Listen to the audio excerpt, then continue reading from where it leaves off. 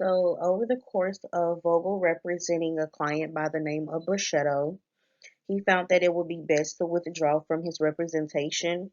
So, he emailed a letter to the judge, which also granted him this favor in return. However, later, the client wanted to know why.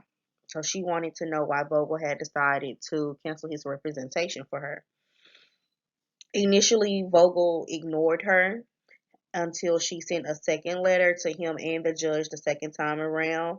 And this time, in Vogel's response, he mentioned some confidential information that also ended up negatively impacting Brachetto's case.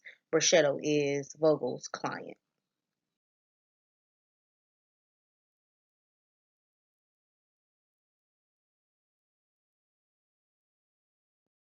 So, over the course of Vogel representing a client by the name of Brachetto, so the reason that this was a failure to comply to the ethical rule 1.9 for Vogel was because he disclosed personal information in his letter that included someone other than Brachetto, which means that the judge also seen this confidential information and the client did not give Vogel consent to mention this information.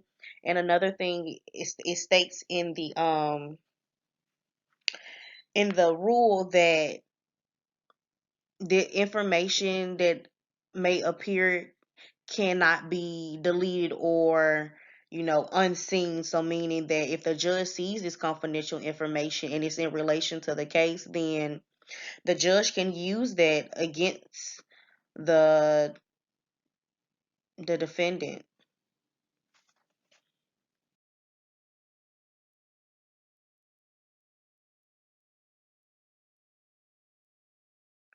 So what I want to mention is I do not believe that excuse me, Vogel did this on purpose, even though he should have been aware of the ethical rules. I think this is one thing that many lawyers do not focus on once they become a lawyer or even studying law. A lot of people don't really pay attention to the ethics. So, in Vogel's defense, I don't think he intentionally released the confidential information. I think he was just trying to defend himself. However, I do agree with the Board of Professional Conduct's decision because he should he should take the initiative to still be aware and know as a lawyer that that confidential information should not have crossed any boundaries or any lines without the consent from his client, even or at that moment his former client.